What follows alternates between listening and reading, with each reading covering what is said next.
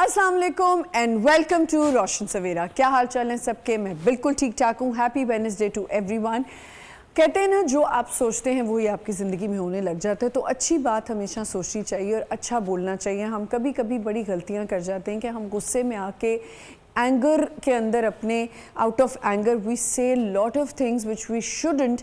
क्योंकि जब आप बहुत कोई नेगेटिविटी की बात मुँह से निकालते हैं तो वो कभी कहते हैं ना, कबूलियत का वक्त होता है और हो जाती है। इसी तरह जो आप देखते हैं वही देखें। जब आप अपना स्क्रॉलिंग कर रहे होते हैं, आप देखते हैं कि आप जो भी इंस्टा पे सर्च कर रहे होते हैं या सोच रहे होते हैं, that starts coming in front of you. तो आपकी ये सोचें, जो आप सोचें वो आपके सामने आने लग जाए। तो ये सोचा है आपने कि जो भी आपकी ज़िंदगी में हो रहा होता है वो भी आप ही की अपनी थिंकिंग की वजह से हो रहा होता है। क्यों कहा जाता है कि थिंक पॉजिटिव, ऑप्टिमिस्टिक रहना चाहिए। हमें ये सोचना चाहिए कि हमारे साथ अच्छा होने वाला है। वी शुड मैंने परसों भी एक बात की थी कि हम लॉ ऑफ अट्रैक्शन को कभी कभी गलत भी यूज़ करने लग जाते हैं और उसको अब्यूज़ करने लग जाते हैं। लेकिन लॉ ऑफ अट्रैक्शन होनी चाहिए, मैनिफेस्टेशन होनी चाहिए फॉर गुड थिंग्स। बट ये भी नहीं है कि आप जो है हर चीज़ ही ये सोचें कि ये मैं सोचूंगा तो मेरे साथ हो जाएगा। आई एवरी डे टेल यू कि हमें मेहनत भी करनी चाहिए, बट अपनी थिंकिंग को हमें ऐसे रखना चाहिए कि हाँ, ये चीज़ मैं कर लूँगा। ओवर कॉन्फिडेंट नहीं होना, लेकिन सोच में अपनी अच्छी सोच रखनी चाहिए। दूसरों के लिए भी उसी तरह अच्छा सोचना चाहिए। अच्छा, हमारे यहाँ क्या है कि हम ये तो बहुत, मैं पता है मुझे every day I come across so many people in my life कि मैं सोचती हूँ कि वो कहते ज़रूर हैं कि हाँ जी, मैं जो हूँ बड़ा अच्छा बोलती हूँ या मैं लोगों के साथ बड़ा अच्छा रख देती हूँ, लेकिन हम कर नहीं रहे होते। जहाँ हमें मौका मिलता है ना सुपीरियर होने का, वहाँ हम अपनी जो है वो पावर दिखाने लगते हैं, ओवर पावर होने लग जाते हैं, लोगों को ओवर पावर करने लग जाते हैं इन अ वे कि हमें लगता है कि शायद हमारे पास ये अथॉरिटी है, हमारे पास ये पावर है कि हम अगले को जो है थोड़ा सा डाउनग्रेड करने लग जाते हैं। वो हमें नहीं करना चाहिए। इसीलिए जैसा अपने लिए सोचें वैसा दूसरों के लिए भी सोचें। ऑब्वियसली थोड़ा सा यहाँ पे बंदा सेल्फिश हो भी जाता है कि अगर आप कहीं काम करें, अगर कंपटीशन एक तरह का हेल्दी कंपटीशन करें तो दैट्स ओके कि अगर आपने सोचा कि नहीं यार, मेरे से ये बेहतर इंसान नहीं करे, मैं अच्छी चीज़ करके दिखाऊं या मैं कोई ऐसा प्रूव करूं अपनी किसी भी आपके फील्ड में काम करें कि if I am working in a corporate sector तो मैं सोचूंगी कि अच्छा ठीक है, मेरी मीटिंग्स में मेरी प्रेजेंटेशंस ऐसी होनी चाहिए कि मैं इससे बेहतर प्रेजेंटेशन जो है वो तैयार करूं। इसी तरह हर फील्ड में होता है। डॉक्टर्स को भी लगता है कि मैं अपने पेशेंट को ज़्यादा अच्छा ट्रीट कर सकूं। इसी बहुत सी ऐसी चीज़ें हैं जो हमें रोज़ रूटीन में अपने करनी होती हैं कि हम शायद बेहतर कर सकते हैं। But yes, you think good तो अल्लाह ताला आपके लिए बेहतर ही करते हैं। जब हम नेगेटिव ही बोलते हैं ना, कहते हैं अपने लिए नेगेटिव भी नहीं बोलना चाहिए। हम कभी कभी ऐसा होता है ना कि हम कह रहे होते हैं कि मेरे साथ तो होगा ही नहीं, मैं तो ऐसा ही हूँ, या अपने बारे में बुराई बोलना। ये बात मुझे एक दफ़ा बड़ी किसी ने अच्छी समझाई कि अगर तुम्हारी कोई तारीफ़ करे तो कभी भी उसके आगे ये ना बोलो नहीं यार मैं तो कहाँ इतनी अच्छी हूँ, मेरे नहीं मैं तो ऐसी हूँ। ये नहीं कहना चाहिए। कॉम्प्लीमेंट्स आ रहे हैं, टेक इट, कोई बात नहीं, अच्छी बात है, से थैंक यू टू दैट। कोई आपको ये कह रहा है, जैसे मैं कहती थी, कोई मुझे कहना कि नहीं तुम्हारा रंग जो है, तुम्हारी स्किन बड़ी, मैं कहती थी नहीं कहाँ अच्छी है, ऐसी है। ये नहीं कहना चाहिए। अगर अल्लाह ताला ने आपको कोई अच्छी चीज़ दी है तो आप उसको जो है बड़े अच्छे से उस कॉम्प्लीमेंट को रिसीव करें या उसको सुने। ये नहीं कहें अपने बारे में कि आप गलत हैं या अपने बारे में बुरे हैं। अक्सर आपने देखा होगा कि बच्चों को माएँ या हम कह देते हैं, अपने बहन भाइयों के लिए कह देते हैं कि नहीं नहीं ये तो ऐसा ही है, ये तो ऐसा ही है, इसको तो कुछ नहीं पता। ये गलत होता है, ऐसे नहीं हमें करना चाहिए। एनीवेज़, मैंने कहा ये आज क्योंकि सुबह के टाइम एक अच्छा मैसेज, अच्छी चीज़ हम अगर डिस्कस करें और बात करें तो लोगों तक पहुंचती है। और एवरीडे लाइफ में हम ये सुनते भी रहते हैं। अब तो कितना अच्छा हो गया कि सोशल मीडिया पे व्हेन यू इवन, मैंने एक और चीज़ नोट की कि हमारा जो एल्गोरिदम होता है, हम उसको देखें, जब हम अच्छी चीज़ें सर्च कर रहे होते हैं ना तो हमें वही दिखा रही होती हैं। तो जब भी आप अच्छी चीज़ें पढ़ने की कोशिश करते हैं ना, सर्च करते हैं कि मैंने अगर कोई अच्छा आर्टिकल निकाला पॉजिटिविटी का या किसी अच्छे स्कॉलर को सुने, तो देन आपके उस पर भी, सोशल मीडिया पे भी वही चीज़ें आने लगती हैं। AI है का ज़माना है, इंटेलिजेंस, आपको आर्टिफिशियल इंटेलिजेंस देख लेती है कि आप क्या देख रहे हो, क्या समझ रहे हो। या आपके आप बात कर रहे हो मुँह से, अगर आप बुरी ही बात करते रहोगे तो वो आपके सामने वो कोट्स भी आपको वैसे ही दिखाने लग जाता है। आप सैड बातें करते हो, आपको सैड कोट्स आने लग जाते हैं। तो अच्छा, अब जब आप कोट्स शेयर करते हो, जैसे मुझे आई लव पोइट्री, मैं बहुत ज़्यादा कलेक्शन करती हूँ। मेरा पूरा आधा जो फ़ोन में चीज़ें मेरी गैलरी में है, मोर ऑफ गालिब के शेर या सारे शेर व शायरी के मैंने ना वो किए हुए, सेव किए हुए, तो वो क्योंकि मैं बहुत ज़्यादा देखती हूँ तो वो आने लगता है। अब अगर वो कोई मुझे शेर पसंद आ गया और मैंने पोस्ट कर दिया, people will start checking on me. और पता है वो लोग ही ज़्यादा, अगर आप सैड पोस्ट लगाते हैं ना तो आपके जो अपने फ्रेंड्स हैं आपको पता चल जाता है अच्छा ये क्यों पूछ रहे हैं। कुछ लोग ना मज़े लेने के लिए भी पूछते हैं कि अच्छा तुमने ये पोस्ट लगाया तो something is wrong with you. और कितनी दफ़ा मुझे बताना पड़ता है कि नहीं भाई, everything is going perfectly fine अल्हम्दुलिल्लाह, वैसे ही पोस्ट पसंद आया था तो मैंने पोस्ट कर दिया। एनीवेज़, आज क्योंकि हम बात करने वाले, मैंने जैसे कहा, डॉक्टर्स कोशिश करते हैं कि हम अपने पेशेंट को बेहतर से बेहतर देखें, ताकि हमारा पेशेंट अगर कहीं बाहर जाके बात करे तो हमारी एक रिस्पॉन्सिबिलिटी है कि उस पेशेंट को हमने अच्छे से ट्रीट करना है, ताकि वो बाहर जाके हमारी तारीफ़ करे और लोगों को पता चले कि I am a good doctor. आज हम बात करने वाले हैं डिजीज़ पे। आपने देखा है जैसे जैसे वेदर चेंज हो रहा होता है, या वैसे भी आई थिंक हमें every week I have decided कि I am going to discuss about disease, many other problems, physical problems हो रही होती हैं हमें, हमारी बॉडी में चेंजेस आ रहे होते हैं, हमें पता नहीं चल रहा होता। I just got my test done, मैंने अपने सारे टेस्ट चेक कराए। मुझे कमर में बहुत ज़्यादा पेन रहती थी, लाइक अब अनबेरेबल हो गई थी मेरी कमर की pain, which I was just delaying कि अच्छा मैं अब कराऊंगी, अब मैं कल कराऊंगी, अच्छा मैं देखूंगी, मैं MRI कराऊंगी, मुझे MRI में इतनी देर लेटना पड़ेगा, ये होगा। But then I had to actually push myself and I said नहीं, मुझे अब MRI कराना है। I got my MRI done.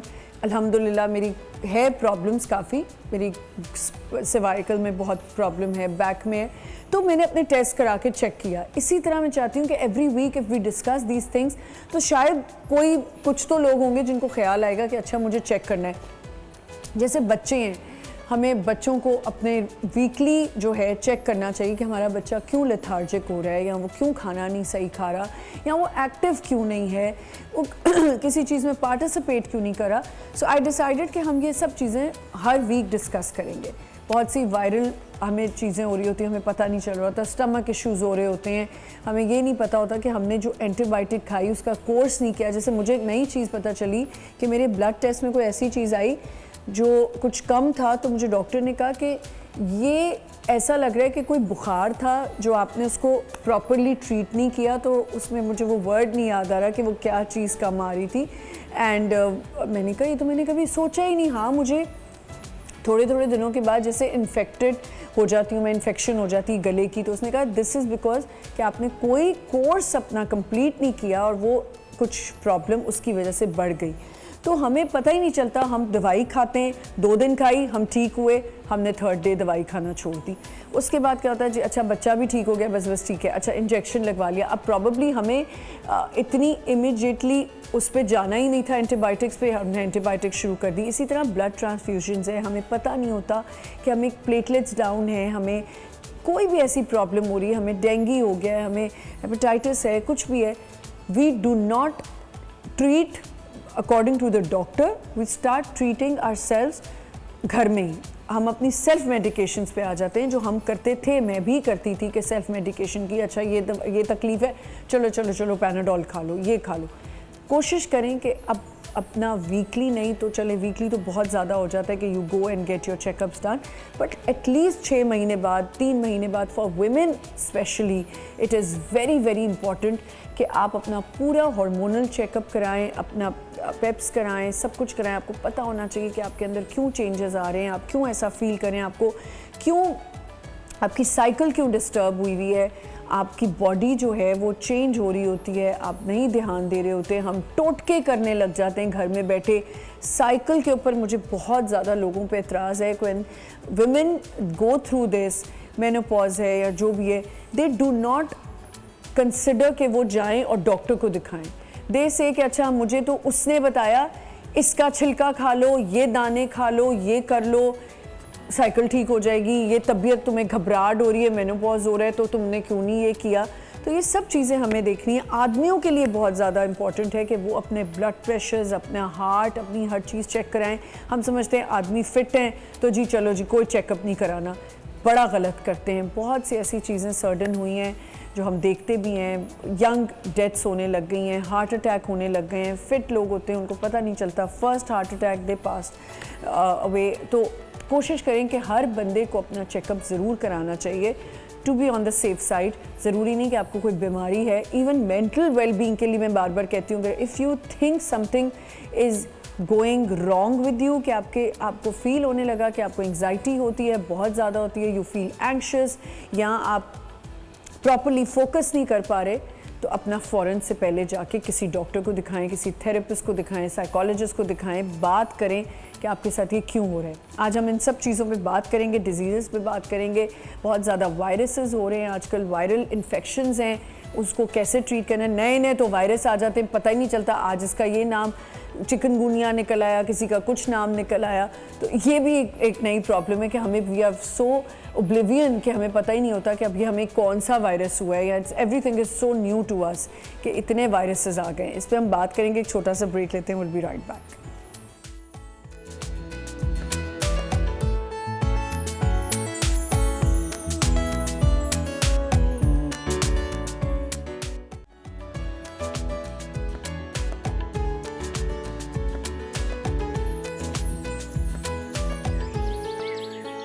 Welcome back once again. मैंने जैसे कहा कि आज हम डिफरेंट डिजीज़ पे बात करेंगे, और डिजीज़ के साथ साथ हमारी बॉडी क्यों लेथार्जिक होती है, हमें इन्फेक्शंस होती हैं तो हम उसको कैसे सही से ट्रीट करते हैं या नहीं करते, सेल्फ मेडिकेशंस करते हैं तो वो हमारे लिए कितनी प्रॉब्लम बन सकती है।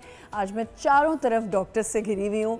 आई हैव 4 डॉक्टर्स हियर एंड सब अपनी जो है वो डोमेन में they are doing well, and उनकी अपनी अपनी डोमेन है। उसमें हम पूछेंगे कि हमारा कैसे हम ये कनेक्ट करते हैं कि हमें अपने सारे टेस्ट, हमें चेकअप्स कराने चाहिए। सबसे पहले वी हैव हियर डॉक्टर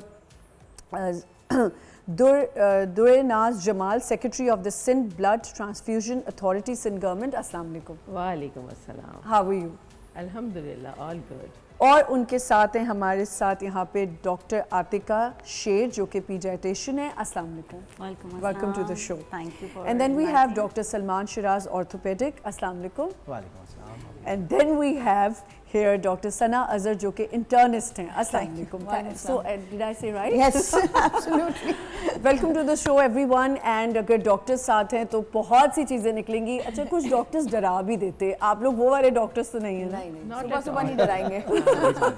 ठीक है, we'll start from you ma'am.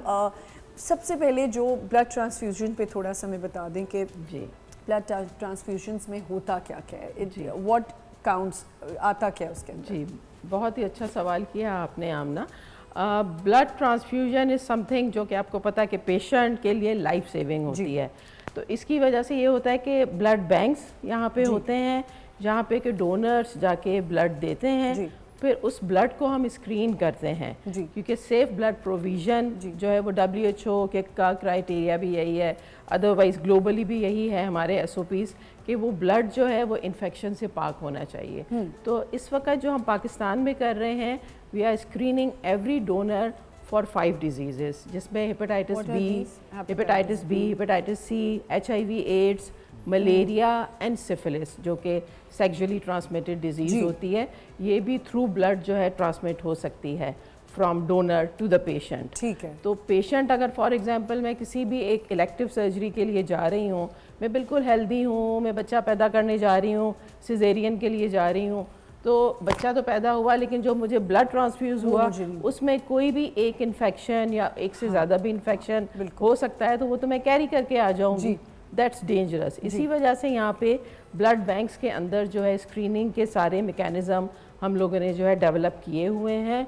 और फिर I am heading an authority, this is a regulatory authority कि हम सुपरवाइज़ करते हैं, रेगुलेट करते हैं कि आया हर ब्लड बैंक में वो चीज़ें हो रही हैं या नहीं हो रही हैं। So that is the main purpose of the authority जिसके लिए हम लोग काम कर रहे हैं। सिंध में इस वक्त हमारे पास अराउंड 200 जो है ब्लड बैंक्स हैं, हाँ, जिसमें पब्लिक सेक्टर भी है, प्राइवेट सेक्टर भी है, NGO बेस्ड भी होते हैं। इसमें थैलीसीमिया सेंटर्स भी आ जाते हैं जिनके अंदर भी ब्लड बैंक्स होते हैं। हम थैलीसीमिया पे भी करेंगे बात। अच्छा, अगर हम पीट्स की बात करें, बच्चों की तो बीमारियां जो हैं वो नेवर एंडिंग है, वो रुक ही नहीं सकती, कोई ना कोई कुछ ना कुछ होता है। पर उसमें ये ज़रा एक चीज़ मैं चाहूँगी कि आप बताएं कि हम घर में माएँ जो हैं खुद एक डॉक्टर बन चुकी होती हैं, सेल्फ मेडिकेशन स्टार्ट कर दी, बच्चे को फ़ौरन एंटीबायोटिक पे डाल दिया, इज़ इट सेफ? बिल्कुल। आई थिंक ये जो कहते हैं ना sensitive point of the time, वो आपने उसको छेड़ा है। क्योंकि जो definitely children who are less than 5 years of age, जी, जो कि स्कूल गोइंग एज ऑल्दो हमारे यहाँ 3.8-4 years से स्टार्ट जाती है, but before going to school और 5 years ऑफ एज से पहले बच्चे जो हैं बहुत फ्रीक्वेंट वायरल इन्फेक्शन से गुजरते हैं, कैच करते हैं। दे आर द वंस जो कि जिनके अंदर बार बार वायरल इन्फेक्शन, बैक्टीरियल भी हो सकता है, but it is doctors job to decide कि हम इस वक्त कौन सी डिजीज़ से फेस करें, किस डिज़ीज़ को। सो जो अनफॉर्चुनेटली हमारे मुल्क में आई थिंक ये रेगुलेटरी बॉडीज़ में से हैं, तो उसमें हमें ये चीज़ करने की बहुत ज़रूरत है कि जो हमारा ओवर द काउंटर एंटीबायोटिक्स जो सेल की जा रही हैं, उसकी वजह से होता ही है कि एक माँ जो कभी एक दफ़ा डॉक्टर के पास गई थी और उसने कभी कोई एंटीबायोटिक लुकिंग एट कि वो बैक्टीरियल इन्फेक्शन है एडवाइस की, नेक्स्ट टाइम जो बच्चे को फीवर, फ्लू, रनी नोज कुछ भी हुआ तो उसने सोचा पिछली दफ़ा वाली जो दवा थी उससे मेरा बच्चा ठीक हो गया। बिल्कुल। So, वो कॉपी पेस्ट मैं अपने मरीजों को कहती हूँ, you guys are constantly copy pasting. तो कॉपी पेस्ट करते रहते हैं और आपके पास उस वक्त आते हैं जब वो 10 दवाएं दे चुके होते हैं। So I would request on this forum कि पेरेंट्स शुड ज़्यादा से ज़्यादा अगर आपको दवाएं देनी है घर पे, क्योंकि अगर एक बच्चे को तेज़ बुखार हो रहा है तो यकीनन बिफोर लीविंग द होम आप डॉक्टर के पास या इमरजेंसी के में पहुंचने से पहले उनको बुखार की दवा दे दी ताकि बच्चा थोड़ा सेटल हो जाए। लेकिन ये कि major decisions of choosing antibiotics, choosing the treatment, वो आप डॉक्टर के ऊपर रहने दें तो वो बहुत अच्छी बात होगी। अच्छा, एक डिबेट और भी है जो मैं ज़रूर करना चाहती हूँ कि जब एक औरत प्रेग्नेंट होती है, उसके बाद जब बेबी होता है तो घर वाले बड़ा एक प्रेशर डालते हैं, चाहे वो लड़की इतनी है वीक है या हेल्दी है, नहीं है, कर भी सकती है, उसके ऊपर बड़ा प्रेशर होता है मदर फीड, क्योंकि मदर फीड दोगी तो बच्चा कभी एंटीबायोटिक नहीं लेगा। ये एक डिबेट है कि मदर फीड दे दी तो बच्चे ने तो देखना हर एंटीबायोटिक से बचा है। मोस्टली मैं देखती हूँ जिनको भी मदर फीड बच्चों को मिला है वो तब भी बीमार हो रहे थे। ये क्या एक डिबेट है, ये ज़रा बताएं। मदर फीड जो है वो obviously it has its own benefit. Mother अपनी इम्यूनिटी ट्रांसफ़र करती हैं जो कि अप टू 6 months बेबीज़ में सर्वाइव करती है, and that definitely helps. But being a mother myself and being under the same pressure, even being a doctor, and to manage feeding the child yourself is difficult for a working woman. बहुत balancing होती है. You know, I realize that वो pressure इतना होता है कि at times the mothers are not even giving enough feed. You know, not all mothers produce the same feed. तो आप mother को undue pressure देते हैं जिसकी वजह से at times the mother feels so pressurized कि वो, you know, it becomes a reason for their postpartum depression because they feel they're not being able to live up to the expectations of the social mothers around them. तो ये ऐसा नहीं होता है, मतलब बच्चे की इम्यूनिटी और भी रीजन से डेवलप हो सकती है, क्योंकि like I said this will last the child 6 months. 6 months के बाद तो आपकी न्यूट्रिशन, आपकी इन्वायरमेंट, आपकी बाकी चीज़ें भी फैक्टर्स प्ले करते हैं role. So you know you should not just put it on the mother's shoulders कि अगर बच्चे को एंटीबायोटिक लगी तो ये तुम्हारा कसूर है. I think that should be the case. बिल्कुल एक गलत डिबेट है. प्लीज़ ये प्रेशर लोगों पे कम कर दें. I really want to talk about this कि बहुत ज़्यादा प्रेशर डालते हैं. बेचारी औरत को इतना तंग कर देते हैं कि वो इसी टेंशन में रहती है, स्ट्रेस में रहती है कि मैं टॉप फीड लगाऊंगी तो पता नहीं कौन सा गुनाह कर दूंगी. मैं अपना पर्सनल केस मतलब बता सकती हूँ कि in the sense that I didn't have enough feed. So my child went into jaundice because I had so much pressure as a mother कि नहीं, you have to give this child your feed, you have to. And then the doctor said if you're not producing, please give top feed. You have no idea. And I'm a doctor. मुझे क्या सुनने को मिला था? मुझे ये सुनने को मिला था कि like most stupid thing ever कि ये तुम बताए ये डब्बे के दूध से ना बच्चे आपके अपने नहीं बनते. Imagine सगे नहीं रहते. एक ब्रांड ने क्या मतलब अगर if you allow me to please add on because I'm a pediatrician. जी. क्योंकि with time अब तो government भी is taking a very serious steps regarding this breastfeeding. तो वो they are promoting breastfeeding. एक हमें ये बात बहुत understand करने की ज़रूरत है. मतलब एक्चुअली होता ही है कि जो डब्बे की फीड है, आई एम सॉरी शायद मेरी बात लंबी हो जाए, आपको ये ना लगे कि डॉक्टर साहब बहुत लंबा नहीं, आपके बाद फौरन मैं इन पे आऊंगी कि बोन्स का बड़ा इफेक्ट होता है.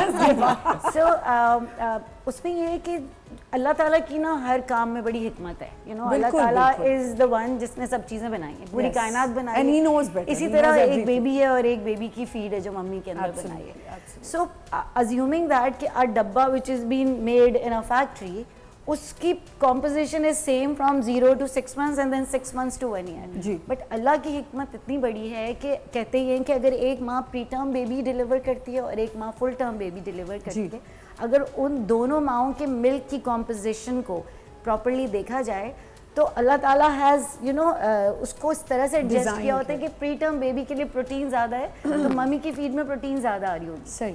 इसी तरीके से एवरी पासिंग डे जो है उसमें composition of mother milk changes. ठीक है। So for that reason for 6 months थोड़ा डेफिनेटली Yeah. मदर्स पे प्रेशर होता है, but yes there are clinical conditions जिसमें we can vary. Exactly. That's what नहीं we है are कि आप talking. Very Yeah. नहीं I'll कर agree सकते। with बिल्कुल। that because you know जब ये एक्ट की भी जो अभी डॉक्टर साहबा ने बात की, ये एक्ट पास हुआ है after research. Yes. You know otherwise हमारे पास क्या होता है, वो वी मॉम्स नॉट लाइक हम जो वर्किंग वेमेन है, नॉट ओनली अस, हमारे आप गांव देहातों में जाएं उनका भी यही होता है, डब्बा ले आओ, मैं क्यों दूध पिलाऊं, मतलब दैट्स सही। नॉट द थिंग ठीक है। To go So with. now I think हम ये क्या ये है कि बोन्स पे इफेक्ट आ जाता है, ये जो कहा जाता है बच्चे को मलना शुरू कर दो, उसकी बोन्स स्ट्रांग हो जाएंगी। मालिश मालिश डेफिनेटली इट हेल्प्स। ठीक है।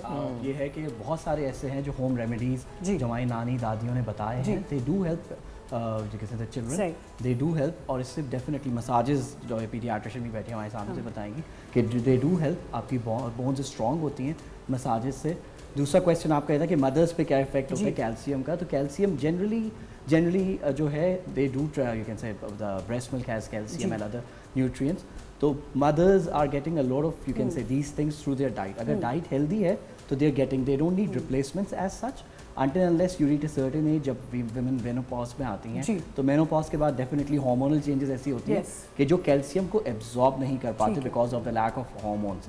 तो दैट इज़ वन रीज़न जब हम कैल्शियम सप्लीमेंट्स और ऑस्टियोपोरोसिस और ऑस्टियोपीनिया की हम ज़्यादा बातें करते हैं पोस्ट मेनोपॉजल वुमेन। उससे पहले ये है कि if you are having a good diet, if you're taking calcium you can say regularly in your diet like a milk supplement or something else, तो generally patients को ज़रूरत नहीं पड़ती until unless you get it checked and it comes out low and then you get go for a replacement। Doctor Salman, ये जो अभी हम बात करें वायरसेस की करें, कोई भी वायरल होता है उसका इफेक्ट आपकी बॉडी पे बहुत ज़्यादा हो जाता है, उसके बाद हमें थोड़े दिन बाद पता चलता है अच्छा जी हमारी नी में कोई कुछ आ गया है, कोई हमारे मुझे तो पता ही नहीं चला, मुझे रिएक्टिव अर्थराइटिस हो गया, गाउट पता चला कि गाउट हो गया, हालांकि मैं कोई इतना गोश्त नहीं खाती थी, कुछ नहीं, तो ये क्यों होता है?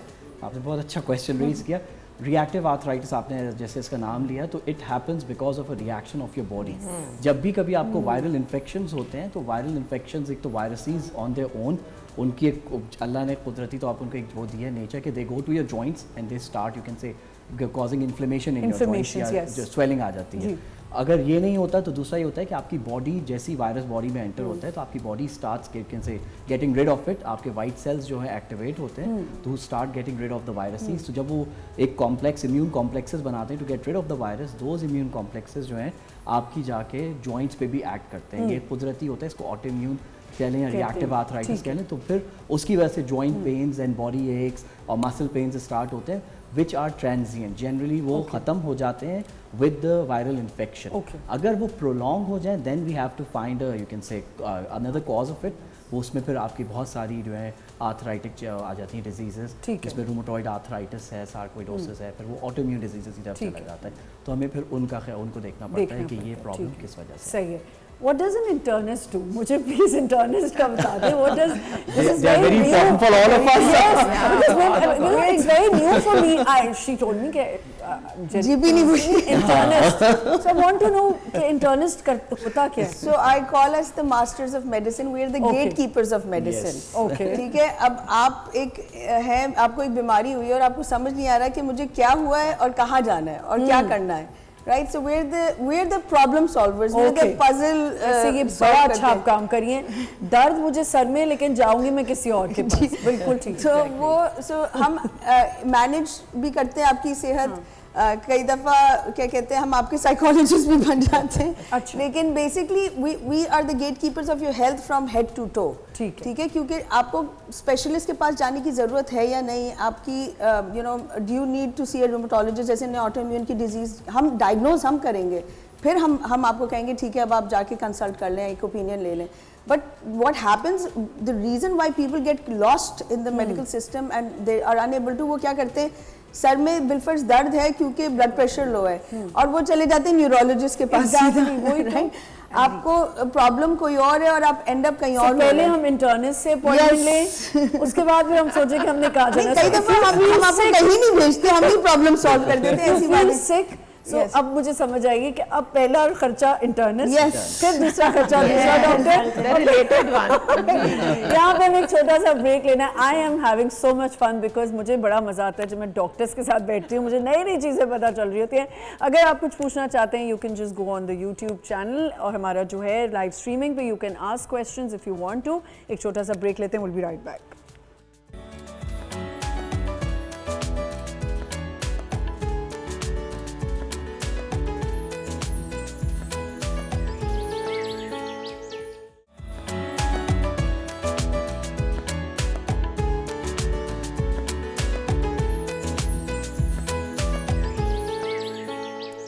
Welcome back once again. We are talking about diseases. बहुत से ऐसे वायरसेस हैं जो हमें नहीं पता होते। अच्छा, वैसे ये बात एक सच है कि मैं आप लोगों से पूछना चाहती हूँ, ये हर दफ़ा एक नया वायरस आ जाता है जो हमें नहीं पता होता है, ये बनता कहाँ है? मुझे जानना है। नहीं, एक्चुअली ये सब वायरसेस जो आते हैं, even Covid was in our textbooks, but इसका इतना सा हिस्सा था, ठीक है, ये इसमें सवाल भी नहीं आता था। हिस्सा इतना सा हमारा एक कोविड से ही मुझे याद है कि कोविड के बाद बहुत सी ऐसी चीज़ें हुई हैं लोगों के साथ, जैसे ऑटोइम्यून हो गया, बच्चों के साथ भी। जी बिल्कुल बिल्कुल। बल्कि मैं आपको ये कहूँगी कि क्योंकि हमारा तो एवरीडे प्रैक्टिस है, आप पेरेंट्स से बात कर रहे होते हैं, आप समझा रहे होते हैं। अब जैसे मीजल्स है which is a viral illness, जी, जब हमने बुक्स में पढ़ा था तो इट वाज लाइक कि 4 दिन का तेज बुखार होगा, 5वें दिन एक रैश आएगा जी, और 6-7 दिन पे जाकर बच्चा ठीक हो जाएगा। But for the last 1.5 year what we are seeing कि जो नॉर्मल मीजल्स का वायरस भी है, वो कोविड भाई के आने के बाद वो उसका भाई हुआ ना, क्योंकि Covid was a virus and measles is also virus. So Covid ने सारे दूसरे नॉर्मल वायरसेस को बहुत बदमाश कर दिया है।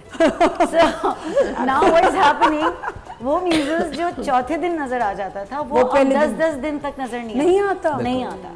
सो बहुत दफा ये हो रहा है कि when we are admitting, because measles is a contagious disease, मतलब एक को है तो वो दूसरे बच्चों को लग सकता है, इवन चिकन पॉक्स। अच्छा, मीजल्स और चिकन पॉक्स में भी थोड़ा सा वो बात करेंगे। तो मैं बताना ही चाह रही थी कि अभी ऐसा है कि अगर बहुत high grade fever for 5-6-7 days चल रहा है, तो हमारे दिमाग में जो पहली डायग्नोसिस आ रही होती है वो टुवर्ड्स टाइफाइड आ रही होती है, बिकॉज हम जो है हमारे यहाँ बहुत कॉमन है ये प्रॉब्लम। हम पेशेंट को एडमिट करते हैं जनरल वार्ड में, अज्यूमिंग दिस इज टाइफाइड और enteric fever, and by 2 days it comes up with you know full blown rash of measles. So होता ही है कि उस मिसअंडरस्टैंडिंग में जो बदमाशी और वायरस है वो दूसरे बच्चों को लगने के फिर बहुत चांसेस बढ़ जाते हैं। Similarly chicken pox is another viral illness, उसमें भी यही है कि आपके पास हाई ग्रेड फीवर की हिस्ट्री होगी, मगर मीजल्स का रैश यानी कि जो जिस्म पे दाने नज़र आते हैं और जो चिकन पॉक्स के दाने हैं वो दोनों बहुत डिफरेंट है। चिकन पॉक्स मोटे मोटे पानी की तरह छाले बने हुए all over the body and it changes with time, उसकी डिफरेंट शेप्स होती आती है। मीजल्स इज समथिंग जो कि माथे और कान के पीछे से बहुत छोटा छोटा रेडिश रैश होता है जो बढ़ते बढ़ते पूरी बॉडी तक चले जाता है। तो this is the main difference. Okay doctor साहब, थैलेसीमिया जो है, हम बड़े अरसे से थैलेसीमिया क्या कम होता जा रहा है या बढ़ता जा रहा है? नहीं, थैलेसीमिया जो है वो बढ़ता ही जा रहा है, that's quite unfortunate. But on the other hand तो अभी तक कोई उसकी कोई ऐसी चीज़ नहीं, कोई वैक्सीन हो, कोई ऐसी चीज़ हो जिससे थैलेसीमिया? नहीं, देखें, thalassaemia actually is a genetic disorder, ठीक है, उसके लिए वैक्सीन और ये कुछ भी जो है काम नहीं करेंगी। मेन थिंग इज दिस कि हम उसको प्रिवेंट किस तरह कर सकते हैं। प्रिवेंशंस पे थैलेसीमिया होता इस तरह से है कि 2 कैरियर्स की शादी हो गई, अम्मा भी जो है थैलेसीमिया माइनर है और अब्बा भी थैलेसीमिया माइनर है। उसके लिए पहले टेस्ट माइनर जी माइनर आर द पेशेंट जिनको सिम्टम्स इतने ज़्यादा नहीं होते। तो जब तक उनका स्क्रीनिंग नहीं हुई, टेस्ट नहीं हुआ शादी से पहले, 2 माइनर्स की शादी हो गई, तो वहाँ पे 25% चांसेस होते हैं कि आपको थैलीसीमिया मेजर बच्चा जो है वो पैदा हो जाए। तो हमारा जोर जो है इसी चीज़ पे है, ऑल्दो हम बहुत ज़्यादा उसमें कामयाब अभी तक नहीं हो पाए, behind lack of awareness among community. Like मैं अपनी ही बात करूँ कि मेरी जब शादी हुई थी, ज़ाहिर है उस वक़्त मैं नई डॉक्टर बनी थी, बट इवन मैंने अपना भी टेस्ट जो है नहीं करवाया किसी ने भी नहीं कराया। पैसेज ऑफ टाइम आप अब जो है इस चीज़ पे बहुत ज़्यादा फोकस्ड हम रहे हैं। और 2013 में हमने एक्ट भी पास किया था सिंध असेंबली में कि होने चाहिए। सिंध इज द फर्स्ट वन कि दोनों एक्ट जो है सिंध ने ही पास किए थे, एक सेफ ब्लड प्रोविजन का जो हमारी अथॉरिटी है, देन थैलीसीमिया का भी जी।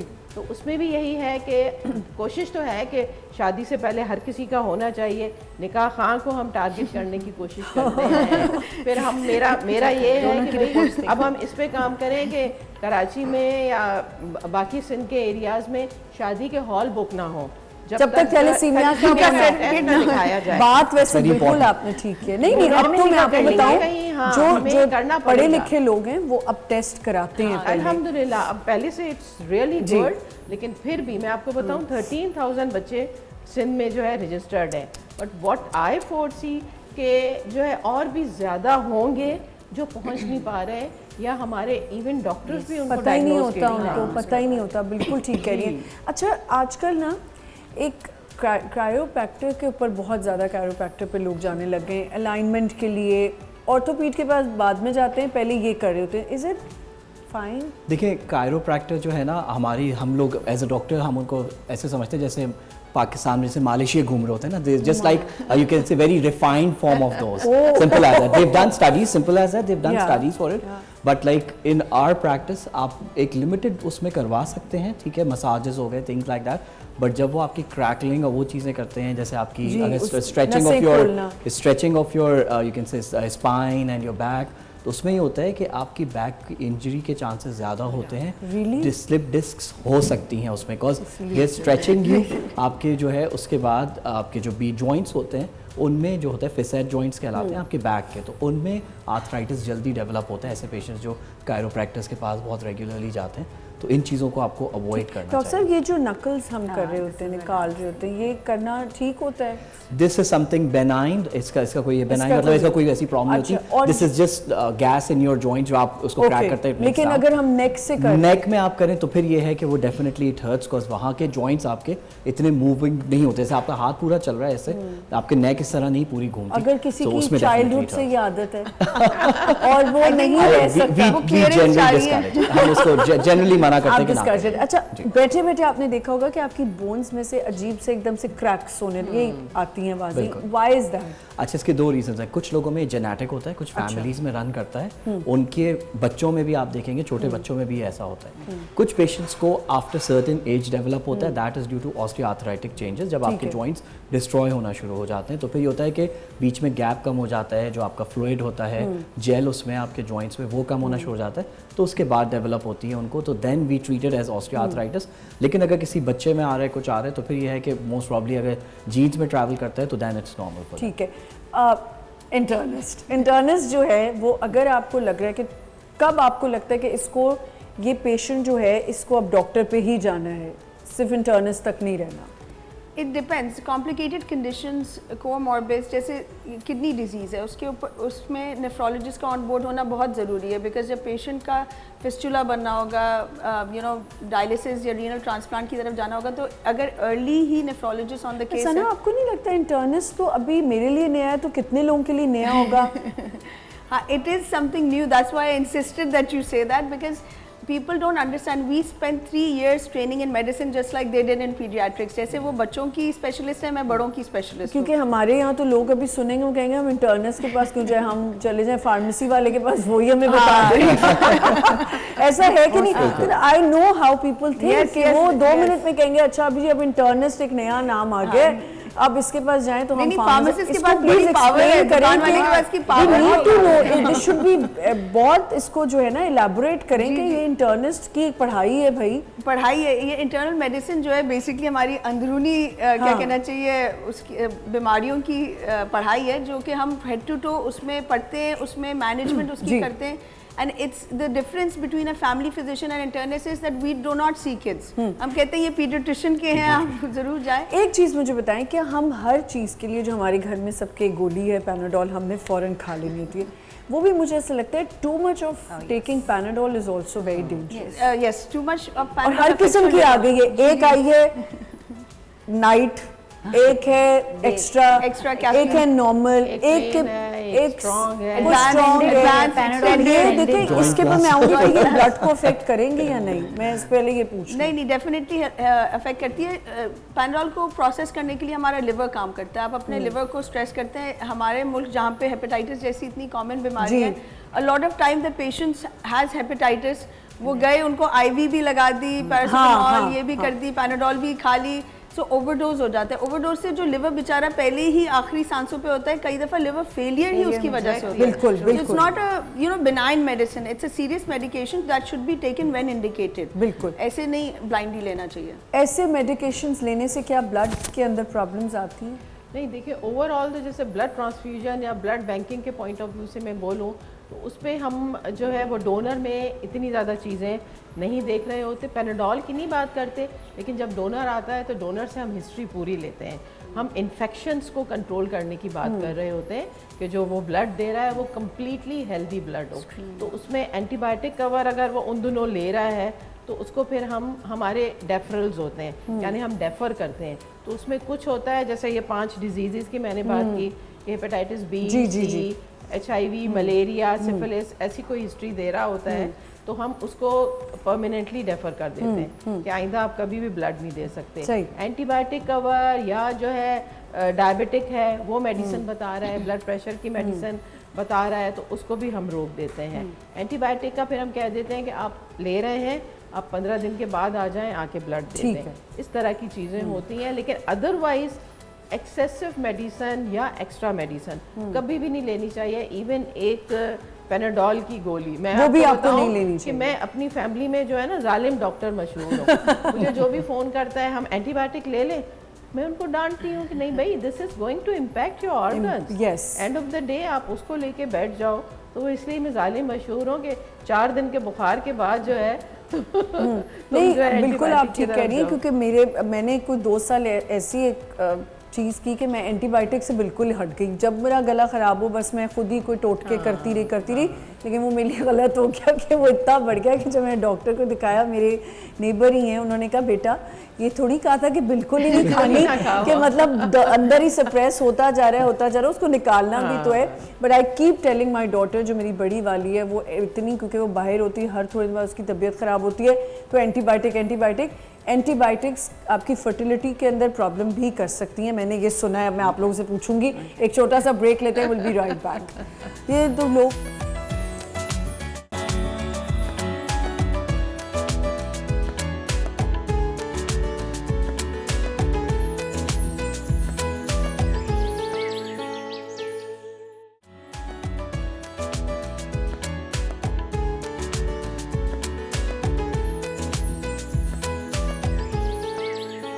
Welcome back once again. जाने से पहले मैंने डॉक्टर्स के ख्याल अकॉर्डिंग टू डॉक्टर्स मैंने बहुत एक फजूल बात की है, जो मुझे लोग आके बोलते हैं कि जिसमें चारों यूँ हो गए कि क्या बोल रही हैं। बट ये लोगों के क्वेश्चंस हैं, प्लीज़ आई वांट कि आप लोग इसको क्लैरिफाई करें कि क्या एंटीबायोटिक एक्सेसिव एंटीबायोटिक्स लेने से क्या फर्टिलिटी लड़कियों की खराब हो जाती है या लड़कों में प्रॉब्लम आ जाती है?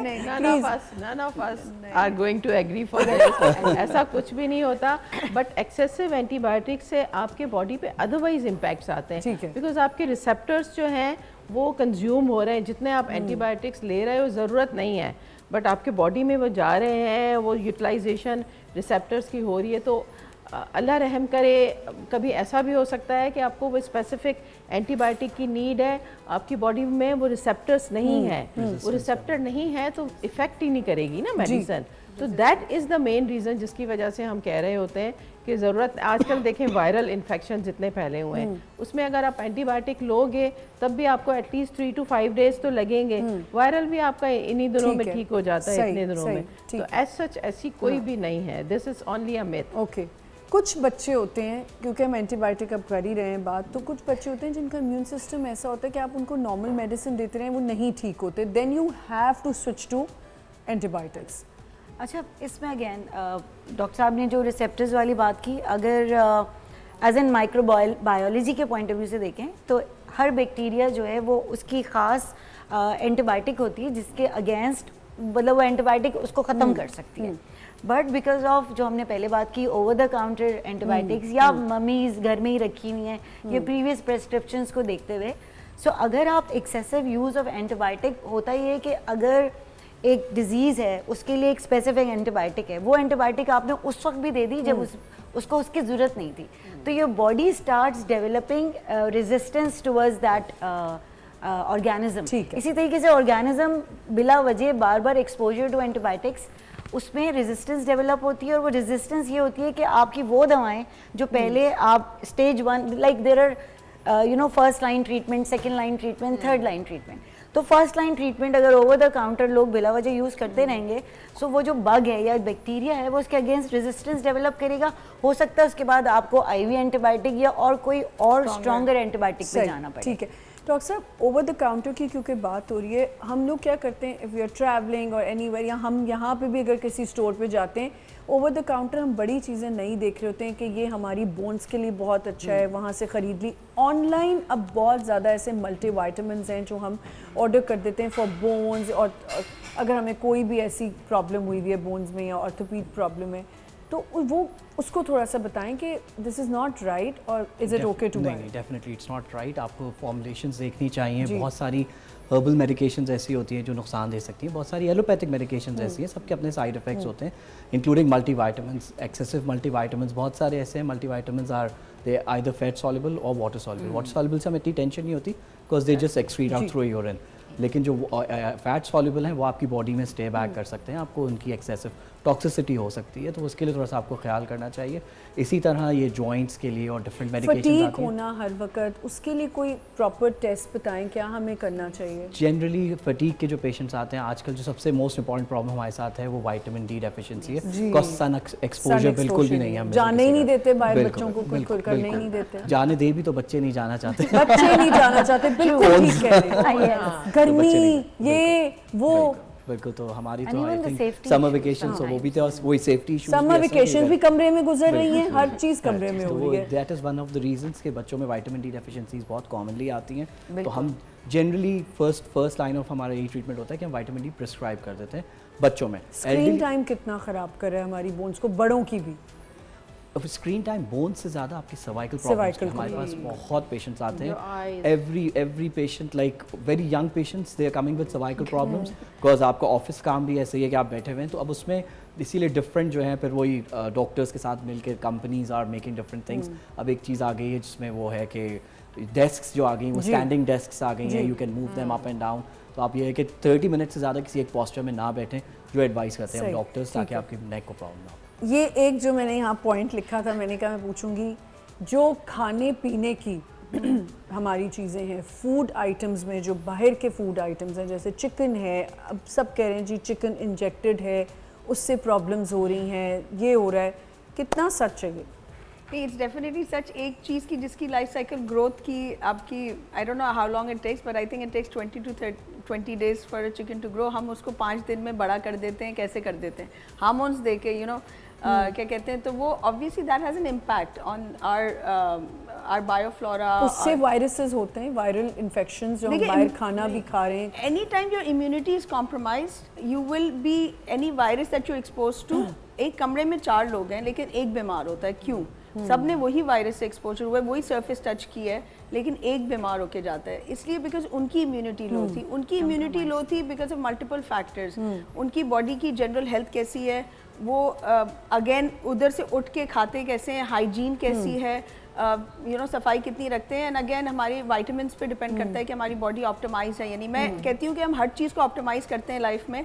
हम अपने फ़ोन को ऑप्टिमाइज करते हैं, हम मैक्सिमम वो क्या कहते हैं मेमोरी लेना चाहते हैं, हम अपने घरों को ऑप्टिमाइज करते हैं नई टेक्नोलॉजी से, लेकिन हम अपनी बॉडी को ऑप्टिमाइज नहीं करते। So we don't focus on the general health. And again you know, one of the reasons antibiotics are also damaging is they actually lower your immunity from our nose to our mouth to our gut. Everything has bioflora, ठीक है? ये सारे हमारे army है हमारी body की। ठीक है। हम क्या करते हैं कि जब एंटीबायोटिक्स लेते हैं तो गुड आर्मी को भी वो कहते हैं ना अच्छा बुरा दोनों ही निकाल लिया। हाँ, बिल्कुल तो वो दोनों ही डैमेज हो जाते हैं। फिर जब वो डैमेज हो जाते हैं तो आपको जो नहीं भी थी, जैसे अक्सर वायरल से शुरू होगा, एंटीबायोटिक ली, गुड बायोफ्लोरा खराब किया, अब बैक्टीरियल हो गया। किसने किया बैक्टीरियल? आप ही ने किया। आपने अपनी इम्यूनिटी लो की, किसी सरफेस को टच किया, इन्फेक्शन। अच्छा डॉक्टर साहब, वैक्सीन्स, हम जब बच्चा पैदा होता है वैक्सीन्स हम लोग मिस नहीं करते। अब तो बहुत ज़्यादा मदर्स जो हैं इस चीज़ में एक्टिव हैं कि वो वैक्सीन्स को मिस नहीं करती हैं। डेट्स पूरा एक कार्ड बनता है। बिल्कुल। बट आई रिमेंबर कि when I had the first miscarriage, तो मुझे एक नई चीज़ पता चली कि मेरा रुबेला जो है उसका वैक्सीन नहीं हुआ था।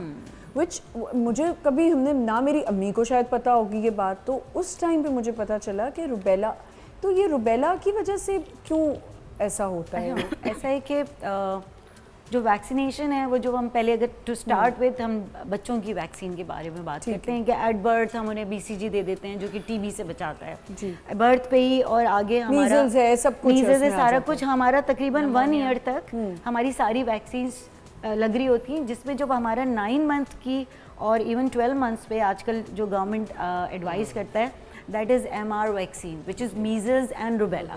ठीक है, तो रुबेला वैक्सीन हम by the age of 12 months दे रहे होते हैं। बट इम्पॉर्टेंट थिंग इज़ कि जब एक फ़ीमेल, अब ये बात आगे कंसिडर की जा रही है, उसमें ह्यूमन पेपिलोमा वायरस वैक्सीन भी है, HPV वैक्सीन। तो human papilloma virus and rubella vaccine, इनको जो है 15 साल के बाद बच्चियों को वैक्सीनेट करना चाहिए, क्योंकि वो जो चाइल्ड बेयरिंग एज आ रही है और शादी वाली एज आ रही है, तो उसमें उन्हें रुबेला से बचाने की 15 के फौरन बाद, या अगर बच्ची थोड़ी और बड़ी भी होगी? आप जो, मुझे पता है आपके दिमाग में जो सवाल है, अगर नहीं लगा है तो आप लगवा दीजिए। मुझे tension. I am so sorry, यहाँ पे मैं थोड़ा सा करेक्ट करती चलूँ, बिकॉज ब्लड ट्रांसफ्यूजन से पहले I work with expanded program of immunization, जो हमारा गवर्नमेंट का ये वैक्सीनेशन का प्रोग्राम है। तो आप जो HPV वैक्सीन का कह रही हैं, that should be given to girls ages between 9 to 15 years. Okay. उसके बाद भी लग सकता है चाइल्ड बेयरिंग एज से पहले, लेकिन इफेक्टिव मोस्टली ये वाली एज है, between 9 to 15 years of age। और वो भी अल्हम्दुलिल्लाह हमारी गवर्नमेंट जो है वो स्टार्ट करने जा रही है विद सपोर्ट ऑफ, हाँ, एक इंटरनेशनल ऑर्गेनाइजेशन है, उसके साथ मिलके नियर फ्यूचर में हम करने जा रहे हैं। रुबेला की जो आपने बात की वो भी यही था कि पहले हमारे प्रोग्राम में नहीं था। अब like I think since like last 2 or 3 years हमने अपने प्रोग्राम में उसको मीजल्स के साथ कंबाइन किया है। हाँ, तो मैं इस पे आपके चैनल के थ्रू ये भी बात बोलूँगी कि हम लोगों का हम आई मीन टू से, जैसे हम पढ़े लिखे लोग भी हैं, हमारी साउथ सिटी की वैक्सीनेशन पे ज़्यादा ट्रस्ट होगा, AKU की वैक्सीनेशन पे ज़्यादा ट्रस्ट होगा, हमारी गवर्नमेंट की वैक्सीन पे नहीं होता। सुनिए, मेरा साउथ सिटी पे बिल्कुल, सॉरी, आपको बताती उनकी चलूं, लेबोरेटरी पे ट्रस्ट नहीं है, मेरे साथ तो बहुत बड़ा एक मिसहैप हुआ है। हम प्राइवेट उनको वैक्सीनेशंस को या हॉस्पिटल्स को हाँ, तरजीह देते हैं, बिल्कुल। लेकिन वैक्सीनेशन के पॉइंट ऑफ व्यू से मैं यहाँ पे प्लीड करूँगी कि go for government sector vaccination, क्योंकि AKU के पास भी अगर आप जाएंगे तो उनके पास दोनों वैक्सीन हैं, गवर्नमेंट की भी है और उनकी अपनी प्राइवेट भी है। साउथ सिटी में आप जाके पूछेंगे गवर्नमेंट की भी है, क्योंकि हमने इन सब को गवर्नमेंट की तरफ से देना शुरू कर दी हैं। तो और जो हमारी वैक्सीन्स हैं, क्योंकि उसकी यूटिलाइजेशन इतनी ज़्यादा हो रही होती है कि आप उसको रख नहीं सकते। यानी आया एक हमारा वायल मीजल्स का, उसमें 10 डोजेज हैं, तो वो 10 बच्चे आ गए, 10 को लग गया, तो वो फ्रेश एंड गुड होती है। ठीक है, उसकी कोल्ड चेन भी बहुत अच्छे तरीके से हम लोग मैनेज कर रहे होते हैं एज कम्पेयर टू, मैं ये नहीं कह रही कि प्राइवेट में इज नॉट गुड, लेकिन why pay for it when why pay for it? हमने लेबोरेटरी की बात की, हॉस्पिटल की बात नहीं की। हॉस्पिटल बहुत अच्छा है, हाँ। लेबोरेटरी में हो जाता है कभी-कभी मिसाल, वो तो किसी भी लेबोरेटरी का हो सकता है, बिल्कुल। और HPV का मैं बोलूँगी कि इन्होंने बहुत अच्छा ये कहा कि हमें करवाना चाहिए, हम सबको, जिन जिन के घरों में बच्चियाँ इस एज में, वो इंशाल्लाह अभी जल्दी शुरू होगा, विद इन से 6 मंथ शुरू हो जाएगा, वो ज़रूर HPV लगवाना चाहिए। नहीं, ज़रूर करना चाहिए। और ये जो आपने एक और बात की ना कि जब शादी होने वाली है उस वक्त भी थैलेसीमिया के लिए आप अपना माइनर, और ये ज़रूर, इवन आपके जो उसमें आपके ब्लड टेस्ट का भी, आपके वो ब्लड ग्रुप का भी पता चल जाता है, बिल्कुल, क्योंकि ये एक चीज़ हुई भी है मेरे साथ, मैं तो सारी बीमारियां मेरे साथ हुई है। नहीं, मैं इसलिए बता रही हूँ, मैं क्लियर कर देती हूँ कि कभी कभी मिसहैप हो जाता है किसी के साथ, कि मुझे मेरी जब मैं डॉक्टर सतना को दिखा रही थी अपनी सेकंड 3 मिसकैरेजेस के बाद, 3 जब मेरे मिसकैरेजेस मेजर हो गए, तो मैंने जब अपनी बेटी कंसीव की तो मैं डॉक्टर सतना के पास चली गई, and doctor Eva was also my doctor, पैराडल था। तो मुझे उन्होंने कहा ये रिपोर्ट्स लेके आओ, तो मैं रिपोर्ट्स लेके गई, तो उन्होंने मेरी रिपोर्ट्स देखी and he said oh my god, I think I should start other medicines with you. I said why? He said you didn't tell me that you O negative. I said नहीं, I am not O negative, I know I am O positive, मैं तो पैदा ही positive हुई थी, मैं ओ positive हूँ। तो he said no you O negative, then you need to double check. फिर उन्होंने मेरा दोबारा टेस्ट कराया।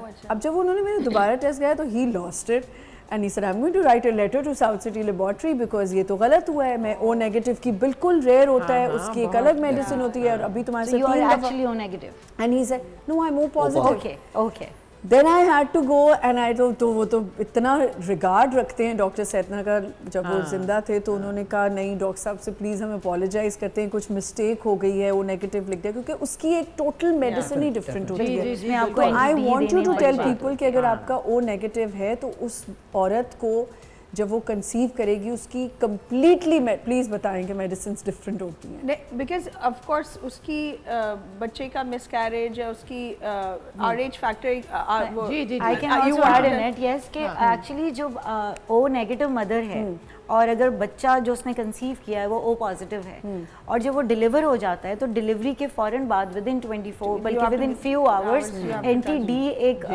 इंजेक्शन होता है जो उसके अंदर उन एंटीबॉडीज को बाउंड कर लेता है जो आगे आने वाली प्रेगनेंसीज को नुकसान ना अच्छा, आपने मेनोपॉज की बात की थी। मेनोपॉज में आके खवातीन की हड्डियाँ, हर चीज़ जो है वो ख़राब होने लग जाती है। Haven't you heard menopause is the new puberty? It is actually वैसे। नहीं, you're 100% right. Western countries में तो इसको बहुत properly लिया जाता है, क्योंकि as soon as they reach menopause फिर ये है कि HRT start होता है। खवातीन इतना बोल रही हूँ, जब आप पे आते ब्रेक आ गई, एक छोटा सा ब्रेक लेना है, एक छोटा सा ब्रेक लेते हैं। देखें औरतें वाकई मर्दों को बोलने नहीं देती हैं। एक छोटा सा break, will be right back.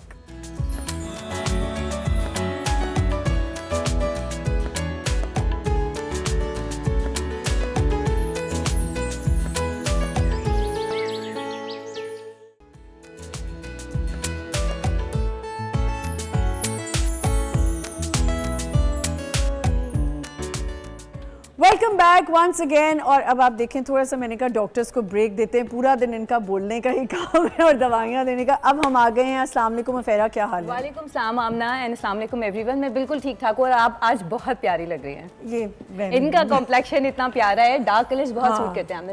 Thank you so much अफेरा, आप मेरी इतनी तारीफ करिए। टैंक के किचन में हम आज क्या बना रहे हैं? टैंक के किचन में मैं आप सब लोगों को वेलकम करती हूँ। टैंक के किचन में आज बन रहा है जबरदस्त सा टैंक डेट स्मूदी, जो कि बड़ी न्यूट्रिशियस है, बहुत ज्यादा हेल्दी है। और अगर सुबह सोच लें आप डॉक्टर्स के सामने ही बात हाँ बिल्कुल, as I am nutritionist certified, तो ऑथेंटिकली कह रही हूँ। अलॉन्ग विद दैट, अगर सुबह की ब्रेकफास्ट में आप लोग ये स्मूदी ले लें तो दैट इज इनफ ब्रेकफास्ट। अच्छा, मतलब इसमें सारी चीजें आपको मिल जानी है। अच्छा, उसके साथ साथ हम स्नैक्स में बना रहे हैं आज चिकन गार्लिक चीजी स्लाइडर्स। बहुत मजे के हैं और ये फटाफट बन जाएंगे। तो फटाफट बनेंगे और हम सारे अपने गेस्ट को खिलाएंगे। बिल्कुल बिल्कुल। चीट डे कर लें आज आप लोग। चीट डे कर लें। अच्छा, इसके लिए सबसे पहले आमना हम यहाँ पे काम शुरू करते हैं। लाओ मुझे। अच्छा, यहाँ पे मैं ऑयल ऐड करती हूँ अराउंड 2 to 3 टेबल स्पून। क्योंकि मेरा तो हाथ नहीं रुकता ऑयल डालते हुए। हाँ, मैं बताती हूँ आमना, मुझे पता है। थोड़ा सा और। अच्छा ठीक है, देखिए बस काफी है। पूछ के कर बस काफी। अच्छा, इसमें मैंने चॉप्ड गार्लिक ऐड किया है। ठीक है, सही है। और इसको हम थोड़ा सा सौते करेंगे और साथ में हम ऐड कर रहे हैं चॉप्ड अनियन। सही, चॉप्ड अनियन ये मैंने तकरीबन हाफ कप लिया है। ठीक है, लाइम है इसमें मेरे ख्याल से हम थोड़ा सा ऑयल और ऐड करेंगे। मैंने डर के मारे आमना को जल्दी मैंने कहा ज़्यादा ऑयल ना डाल दूं, हाँ फिर ये मुझे डांटेंगी कि आपने इतना ऑयल डाल दिया। मेरी पूरी आपने रेसिपी जो है, रेसिपी नहीं Amna is a good cook herself. अच्छा, इसमें साथ साथ हम ऐड कर रहे हैं, ये हमारी पिंक होने तक हम इसमें ऐड करेंगे टमेटो चॉप्ड है। ये डी सीड्स करके मैंने चॉप्ड टमेटो। ओके, अच्छा डी सीड्स सही है। ठीक है। ये चीज़ें हमारी हो गई हैं। अच्छा, इनको फटाफट एक चीज तो मैं डॉक्टर से पूछूंगी और आपसे भी पूछ रही हूँ फेरा जी। कि ये जो हम बहुत जब टमाटर सस्ता होता है हाँ। तो फ्रीज कर देते हैं।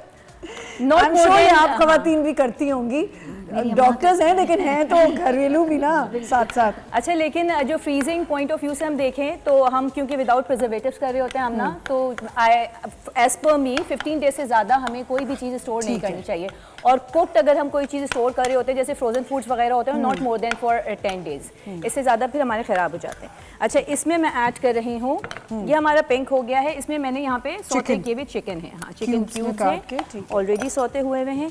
इसको हम ना मिलाती जा रही इसको है। हाँ, फ्लेम थोड़ी सी स्लो हुई हुई है हमारी। नहीं, इसको कम ही करी थी, वो बहुत ज्यादा हो रहा है। अच्छा, ठीक है। इसमें मैं ऐड कर रही हूँ, अब सीजनिंग में बताती चलूँ, टमेटो केचप है, ये तकरीबन 2 टेबल स्पून मैंने लिया है। इसके साथ मैं हॉट सॉस ऐड कर रही हूँ, ये भी 2 टेबल स्पून है। आप लोग चाहें अगर कम स्पाइसी चाहते हैं तो इसको थोड़ा कम कर सकते हैं। सॉल्ट एज पर टेस्ट आपने लेना है क्योंकि हॉट सॉस में टमेटो केचप में भी ऑलरेडी सॉल्ट मौजूद होता है। ठीक है। और पिंक सॉल्ट हमेशा लें। और इसमें जब हम इसको वो करेंगे, असेंबल करेंगे, तो उसमें भी हमारे जो सॉस डलेगा उसमें भी सॉल्ट है। इसमें मैंने सोया सॉस ऐड किया है सही। और साथ में मैं थोड़ा ऐड सा करी, चाइनीज फ्लेवर आ जाए। हाँ, और इसमें मैं ऐड करी ऑरिगेनो अराउंड 1 टीस्पून। ठीक है। ये हमारी चीज़ें हो जाएंगी। ये हमारी मिक्सिंग रेडी हो रही है। और साथ में अब हम यहाँ पे मैंने स्लाइडर्स का जो बॉटम पार्ट होता है वो लिया हुआ है, उसमें मैंने चीज़ स्प्रेड की हुई है। ये हमारा हो गया है, थोड़ा सा और होना है, और इसको। करना है? हाँ, थोड़ा सा और होना है। ठीक है। अच्छा, ये मैंने इसका सॉस बनाया हुआ, that is called burger sauce. Easily I am sure कि सबको ही पता होगा। इसमें मैंने लिया है garlic sauce, chilli garlic sauce लिया है 2 टेबल स्पून, टमेटो केचप लिया है, मेयोनीज। मेयोनीज डबल क्वांटिटी में जाता है, टमेटो केचप और चिली गार्लिक सॉस उसकी हाफ। लाइक अगर आप हाफ कप मेयोनीज ले रहे हैं तो 1/4 कप आप चिली गार्लिक सॉस लेंगे, 1/4 कप आप क्या कहते हैं केचप लेंगे। इसमें मैंने हॉट सॉस ऐड किया है, थोड़ा सा सॉल्ट ऐड किया है और इसमें मैंने सोया सॉस भी ऐड किया है। इसको मैं स्प्रेड कर रही हूँ। थोड़ा सा इसको जो चीज़ है स्प्रेड की है उसके ऊपर हम करेंगे, बाकी हम इस फिलिंग के ऊपर करेंगे। ये बहुत मज़े के बनते हैं, झटपट बनने वाला स्नैक है, बच्चों को आप दे सकते हैं बर्थडे पार्टी। कभी कभी हाँ, जंक डे पे, जंक डे पे दे Every सकते day हैं। हम खुद कभी कभी ले, लेकिन बच्चे इतने एनर्जेटिक होते मुझे हैं तो रोज ही मिल जाए कि हम ना अगर बच्चों को डेली भी स्नैक दे देते हैं तो वो उनके लिए हेल्दी। लेकिन ये एक मजाक की बात थी, मैं जितना देसी खाना और घर का खाना खाती हूँ, मेरे बच्चे भी, मैं बिल्कुल ज़्यादा नहीं। एक बस चीज़ है जो मैं रोज़ खाती हूँ, वो है आइसक्रीम। अल्लाह, डेली ना, at night, every day, at night. हाँ। और कब मेरा ना वो बन गया हुआ है कि मुझे एक वीक कुछ खाना है, एक वीक लड्डू खाने हैं, एक वीक आइसक्रीम खानी है। अच्छा, मैं इस सजेस्ट करूँगी, बहुत सारे लोगों की आदत होती है डिनर के बाद आइसक्रीम लेते हैं। मैं खाती हूँ। हाँ, लेकिन उसके बाद आपको गैप देना ज़रूरी है टू द स्लीप टाइम ना। जी। वो आप लोग जंक कब कब खाते हैं, रोज या कभी कभी? Every day. चलो, thank you I would doctor agree to साहब। that. I would agree to that. हाँ, डॉक्टर सलमान, आप खाते हैं जंक? बिल्कुल बिल्कुल। खाते हैं? अच्छा, क्या जंक फूड डॉक्टर आपकी सबसे हड्डियों को ज्यादा वीक खाते करता है? जंक फूड, डॉक्टर सबसे ज़्यादा खाते जंक फूड के बारे में मैं बताऊं, मेरे पास एक दफ़ा एक क्वेरी आई थी आमना, हाँ। कि हम जैसे घर में बर्गर्स बना रहे होते हैं या पिज़्ज़ा बना रहे होते हैं या ब्रोच बना रहे होते हैं, तो सेम वही चीज़ हम अगर बाहर जाके खा रहे होते हैं, why do we call it junk Yes, food और अनहेल्दी? yes, तो yes. जब हम घर में बना रहे होते हैं ना, तो हमारे जो डिप्स होते हैं वो बड़े कंट्रोल्ड वे में होते हैं। ऑयल हम अच्छी क्वालिटी के ले रहे होते हैं, जो रैप्स और बंस ले रहे होते हैं वो भी हमारी अच्छी क्वालिटी के होते हैं। तो दैट्स वाई प्रिजर्वेटिव्स एडेड नहीं होते, तो हमारा अच्छी क्वालिटी का ये बनता मैं है। करूँ? आपने हाँ। भी वो ड्रिंक भी बनानी है। ये करें आप। इसके साथ मैं इस पे अनियन रख रही हूँ। ये आप जितना खर्चे वाला बर्गर आपने बनाया है जी, ये बच्चे तो अच्छा, ये चलें, सारी ठीक है। चीजें वो मैंने बताई हमने जो यूजुअली ना ये घरों में काफी होती हो गया। हैं। हाँ, हाँ, घरों में ये घरों में अवेलेबल काफी होती पड़ी हैं। होती ये हैं मैंने चीज़ें। अनियन रिंग्स रखे हैं इसमें। अगर ये jalapeno ना के। भी हो तो इसको बता दें कि वैसे भी हम अनियन हाँ, के साथ इसमें और बना सकते हैं। अनियन के साथ बना Jalapenos ना सकते हैं, डालें। एलपिनोज ना डालें आप। अनियन रिंग्स भी बहुत सारे लोगों को पसंद नहीं होते हैं। इसके ऊपर मैं स्प्रेड कर रही हूँ चीज़। ठीक है। अच्छा, ये चीज़ ऐसे डालनी है कि ये मेल्ट होके आपके बर्गर्स को चीज़ी करे। ठीक है। चीज़ आपने पहले भी ऐड की थी? हाँ हाँ, वो बॉटम पे भी डाली थी और अभी भी मैं ऐड कर रही हूँ। चीज़ ही खाते रहे हम, है ना? इसका Weight नाम ही है gain ना हो चिकन जाए। गार्लिक चीज़ी स्लाइडर्स। और वेट गेन हो जाए हमारा। वेट गेन हो जाए। कैल्शियम है, विटामिन डी है। इंटर्निस्ट हम bless बैठी कर नहीं रहे है, वो फौरन बता देंगी कि आपने क्या करना है। अब इसके ऊपर कवर कर लें इसको burgers। इसको हम, हाँ अच्छा, इसको हम बर्गर्स को मैंने यहाँ पे आते ही cover- ऐसे ही बोल दिया गलती से, मैंने कहा वेरा बन कबाब बनाने कह रही हैं, हम चीज़ बर्गर्स बना रहे हैं। अच्छा, उर्दू में ये तो उसको बन कबाब भी और कहते क्या, हैं। देसी लोग देसी में बन कबाब में बेसिकली नहीं नहीं, ये बर्गर्स हैं। प्लीज खुदा के लिए इस क्लिप के नीचे अभी क्लिप डलेगा ना बोलिएगा कि बन कबाब कह दिया। हर बंदा जो देसी होता है या वैसे होता है बन कबाब ही कह रहा है। अच्छा, ये मैंने इसको कवर किया है। इसके ऊपर ये चीज़ी गार्लिक जो मैं सॉस बता रही हूँ, इसमें मैंने हाँ बटर लिया हुआ है 2 टेबल स्पून। इसमें कोरिएंडर लीव्स हैं और गार्लिक है। इसको हम इसके ऊपर ओह स्प्रेड नाइस करेंगे अब प्रेजेंटेशन भी तो और बहुत ज़बरदस्त मज़े का लगता है हम ना ये आपके घर हाँ गेस्ट कोई आ रहा है ना। अच्छा अब हम वो कर लें। ये अब जाएगा हमारे माइक्रोवेव में और ठीक इसके है। बाद हम अपने बेवरेज की तरफ आते हैं। ठीक है, ब्रेड। इसको अराउंड आपने 1 to 2 मिनट्स प्री हीट होने के लिए रखना है ताकि चीज़ मेल्ट हो जाए। अच्छा आप लोग ब्रेकफास्ट करके तो नहीं आए ना? बस ठीक है। अच्छा जी, अब मैं अब आ क्या रही बन रहा हूँ है? हमारे टैंग स्मूदी की तरफ। यहाँ पे हमने लिया, कौन सा फ्लेवर कर रही हैं? हम आज बना रहे हैं मैंगो फ्लेवर से। टैंग के बारे में बताती चलूँ। Orange टैंग एक नहीं बनाती बिल्कुल अच्छा, ये हम स्मूदी बना रहे हैं ना, तो अच्छा, इसमें smoothie। दूध और उसमें मैंगो उसमें दही, डलेगा, हाँ, उसमें ठीक है। मैंगो ऐड करा है। टैंग के बारे में बताती चलूँ कि टैंग आपके किचन का वो बेस्ट फूड सोल्यूशन है जो अगर आपके किचन में मौजूद नहीं है तो something is missing in your kitchen. और जहाँ तक रही बात टैंग की, तो टैंग इम्यूनिटी बूस्ट करता है, मेंटल हेल्थ पे बच्चों के इफेक्ट अच्छा गुड इफेक्ट देता है, इम्पैक्ट देता है। अलॉन्ग विद दैट आपको एनर्जाइज भी रखता है। सही। और घर में सबके ही टैंग मौजूद होता है, तो ये रेसिपीज आप लोग जरूर ट्राई कर सकते सबके तो नहीं होता आई एम श्योर, जिनके नहीं होते वो आप ले लेंगे ना।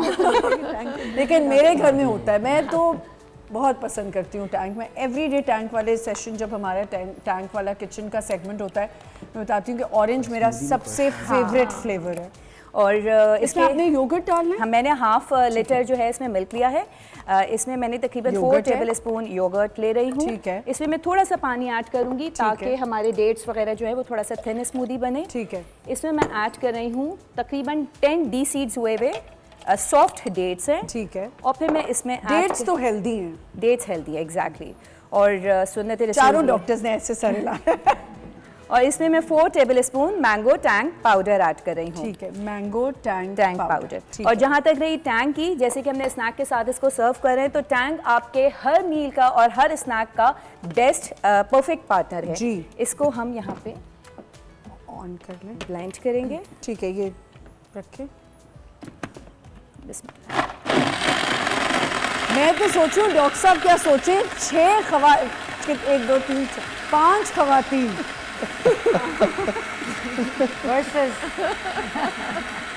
नहीं, on the other hand doctor साहब ये भी सोच सकते हैं मैं राजा इंदर हूँ। चारों तरफ गोपियाँ। इसको हम पोर आउट करें।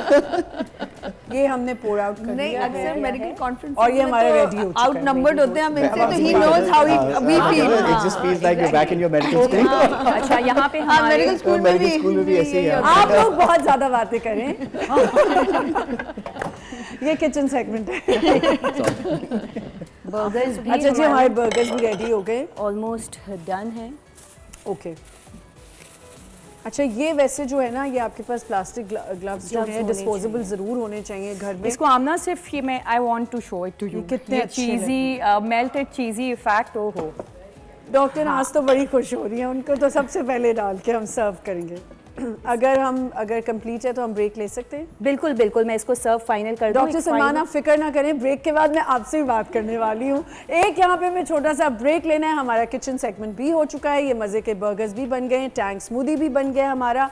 हम और भी अभी बात करेंगे, हमारे डॉक्टर्स भी हमारे साथ हैं। एक छोटा सा break, will be right back.